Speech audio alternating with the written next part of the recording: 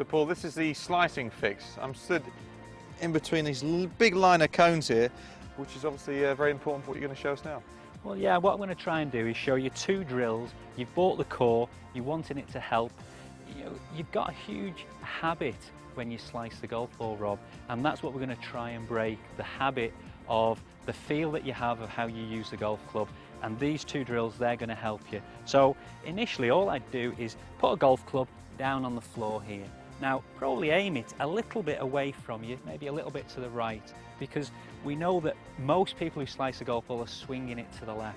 So what we're looking for people to do is set up in a way that if they were looking at that job, they've got a flat face, swing the club over the top of that shaft and really try and get a sense of how different that might feel to how they would normally deliver the club, and really looking at that, getting some feedback from that club lying on the floor. What they're trying to do is see if the face is then square as they sort of swing past the end of that grip. Yeah.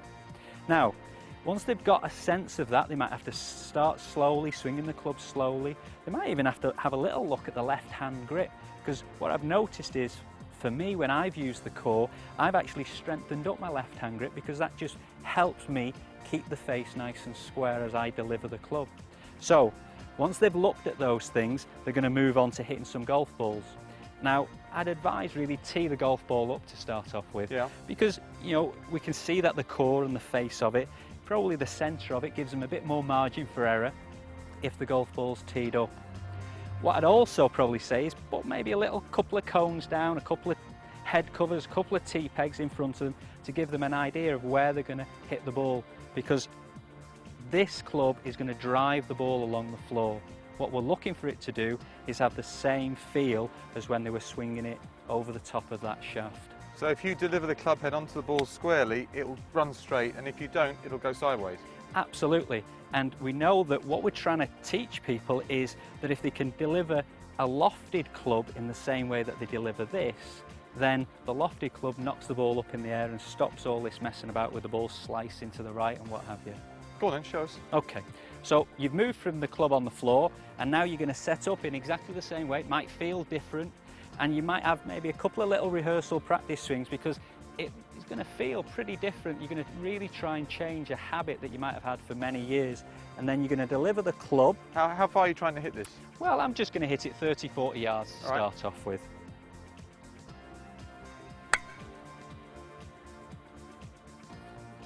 And then move on to the next one.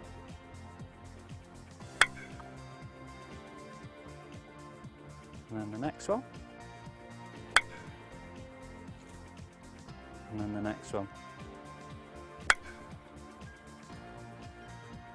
So you can actually hit it quite hard, can't you? You can hit it very hard. Yeah. And if you look at what's happening, is the motion is a motion that's very appropriate to hitting a golf ball straight and pretty powerfully. Now, this tool does its job, which is it just drives the ball forward and along the floor. Now, if you can have the same motion and then get a 7-iron out and let the club do its job, all of a sudden, without interfering with the club in any way. Exactly the same motion and swing. Exactly the same motion, the same sort of feel and impact. The ball goes up in the air, exactly how the club's designed to knock the ball up in the air. Sounds easy. It does sound easy, and in lots of ways it is easy. It's just that for the majority of people, they've got a habit that they're trying to break. Well, we can do that. We can do. Just get the core.